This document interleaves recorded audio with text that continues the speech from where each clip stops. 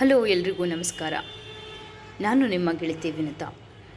ಇವತ್ತು ನಾನು ರವೆ ಇಡ್ಲಿ ಮತ್ತು ಬಾಂಬೆ ಸಾಗು ಹೇಗೆ ಮಾಡೋದು ಅಂತ ನೋಡೋಣ ಬನ್ನಿ. ಮೊದಲಿಗೆ ಒಂದು ಪಾತ್ರೆ ಇಟ್ಕೊಳ್ಳೋಣ. ಅದಕ್ಕೆ ಸ್ವಲ್ಪ ಎಣ್ಣೆ ಅಥವಾ ತುಪ್ಪ ಹಾಕಿ ಈ ಗೋಡಂಬಿಗಳನ್ನ ಸ್ವಲ್ಪ ಕೆಂಪಗೆ ಹುರ್ಕೊಳ್ಳೋಣ. ಕೆಂಪಗೆ ಹುರಿದು ಸ್ವಲ್ಪ ತೆಗೆದು ಇಟ್ಕೊಳ್ಳೋಣ. ಇವನ್ನ ಇಷ್ಟ ಆದರೆ ಸಾಕಾಗುತ್ತೆ. ನಂತರ ಅದೇ ಪಾತ್ರೆಗೆ ಸ್ವಲ್ಪ ಎಣ್ಣೆ, ಸಾಸಿವೆ, ಜೀರಿಗೆ ಹಾಕ್ಕೊಳ್ಳೋಣ. ಸ್ವಲ್ಪ ಉದ್ದಿನ ಬೇಳೆ ಹಾಕ್ತಾಯಿದ್ದೀನಿ. ನಂತರ ಸ್ವಲ್ಪ ಕಡಲೆಬೇಳೆ ಸ್ವಲ್ಪನೇ ಹಾಕ್ಕೊಳ್ಳಿ. ನಂತರ ಕರಿಬೇವು ಮತ್ತು ಸಣ್ಣಗೆದಾಗಿ ಹೆಚ್ಚಿರುವಂಥ ಹಸಿಮೆಣಸಿನ್ಕಾಯಿನ ಹಾಕ್ಕೊಳ್ತಾ ಇದ್ದೀನಿ. ಇವನ್ನ ಚೆನ್ನಾಗಿ ಫ್ರೈ ಮಾಡ್ಕೊಳ್ಳೋಣ. ಆ ಕಡಲೆಬೇಳೆ ಅವೆಲ್ಲ ಚೆನ್ನಾಗಿ ಕೆಂಪಗೆ ಬರಬೇಕು.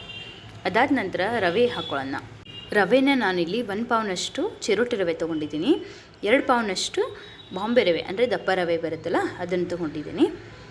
ಅದನ್ನು ಹಾಕ್ಕೊಂಡು ಸ್ವಲ್ಪ ಹುರ್ಕೋಬೇಕು.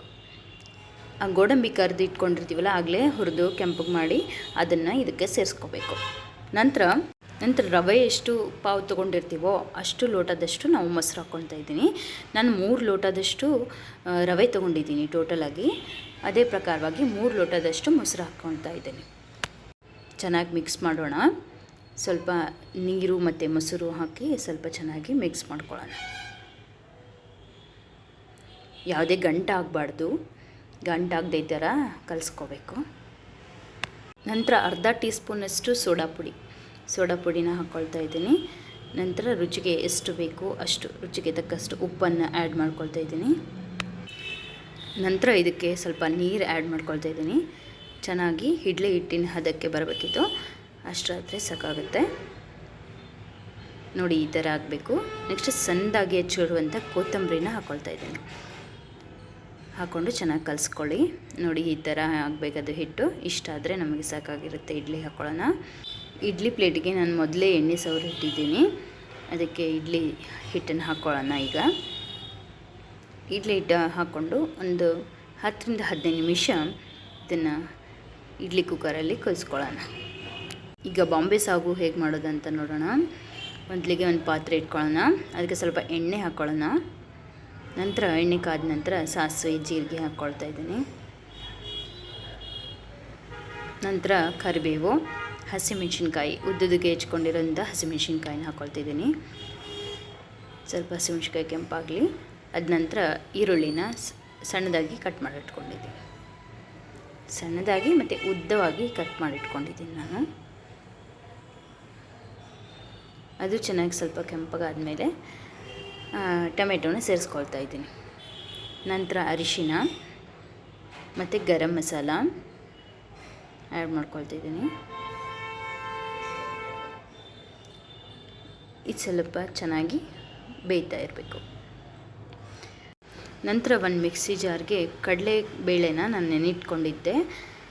ಒಂದು 15-20 ನಿಮಿಷ ನೆನೆದ್ರೆ ಸಾಕಾಗುತ್ತೆ. ಆ ಕಡಲೆಬೇಳೆನ ನೆನೆಸಿರೋದನ್ನು ಮಿಕ್ಸಿ ಮಾಡ್ಕೋಬೇಕು. ಸಣ್ಣದಾಗಿ ಪೇಸ್ಟ್ ಆಗಬೇಕದು. ಮತ್ತು ಪೇಸ್ಟ್ ಮಾಡಿ ಸೈಡಲ್ಲಿ ಇಟ್ಕೊಳ್ಳಿ. ಇಲ್ಲಿ ಕುದೀತಾ ಇರೋ ಈ ಮಿಶ್ರಣಕ್ಕೆ ಸ್ವಲ್ಪ ನೀರನ್ನ ಸೇರಿಸ್ಕೊಳ್ತಾ ಇದ್ದೀನಿ. ನಾನು ಮೊದಲೇ ಆಲೂಗಡ್ಡೆನೆಲ್ಲ ಬೇಯಿಸಿಟ್ಕೊಂಡಿದ್ದೀನಲ್ಲ, ಆ ಆಲೂಗಡ್ಡೆನ ಸ್ವಲ್ಪ ಹೊಡೆದ್ರೆ ಸಾಕಾಗುತ್ತೆ. ಇಲ್ಲ ಪೂರ್ತಿ ಸ್ಮ್ಯಾಶ್ ಆಗೋದೇನು ಬೇಡ. ಸ್ವಲ್ಪನೇ ಹೊಡ್ಕೊಂಡು ಕುದೀತಾ ಇರೋ ಮಿಶ್ರಣಕ್ಕೆ ಸೇರಿಸ್ಕೊಳ್ಳೋಣ. ಚೆನ್ನಾಗಿ ಮಿಕ್ಸ್ ಮಾಡ್ಕೊಳ್ಳೋಣ. ನಂತರ ರುಚಿಗೆ ತಕ್ಕಷ್ಟು ಉಪ್ಪನ್ನು ಸೇರಿಸ್ಕೊಳ್ತಾ ಇದ್ದೀನಿ.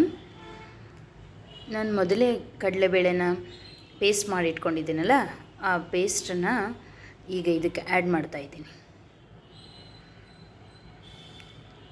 ಇದು ಸ್ವಲ್ಪ ತಿಕ್ಕು ಬರಲಿ ಅಂತ, ಗಟ್ಟಿಯಾಗಿ ಬರುತ್ತೆ ನೋಡಿ. ನೀರು ಬೇರೆ ಆಲೂಗಡ್ಡೆ ಬೇರೆ ಆಗೋದಿಲ್ಲ. ಗಟ್ಟಿಯಾಗಿ ಬರಲಿ ಅಂತ ಕಡಲೆಬೇಳೆನ ಮಿಕ್ಸಿ ಮಾಡಿ ಹಾಕ್ತಾ ಇರೋದು. ಹಾಗೂ ಕೂಡ ರೆಡಿಯಾಗಿದೆ. ಇಡ್ಲಿ ಕೂಡ ರೆಡಿಯಾಗಿದೆ. ನೋಡ್ಬೋದು ನೀವು ಇಡ್ಲಿ ಹೇಗೆ ಉಬ್ಬಿ ಬಂದಿದೆ ಅಂತ. ಬಾಂಬೆ ಸಾಗು ಮತ್ತು ಇಡ್ಲಿ ಕೂಡ ರೆಡಿಯಾಗಿದೆ. ಅನ್ನ ಮಾಡಲಿಕ್ಕೆ ಆಗದ ಅಕ್ಕಿ ಯಾವುದು? ಅನ್ನ ಮಾಡಲಿಕ್ಕೆ ಆಗದ ಅಕ್ಕಿ ಯಾವುದು? ಈ ಪ್ರಶ್ನೆಗೆ, ಈ ಒಗಟಿಗೆ ಉತ್ತರ ನಿಮಗೆ ಗೊತ್ತಿದ್ದರೆ ಕಮೆಂಟ್ ಮೂಲಕ ತಿಳಿಸಿ. Thank you.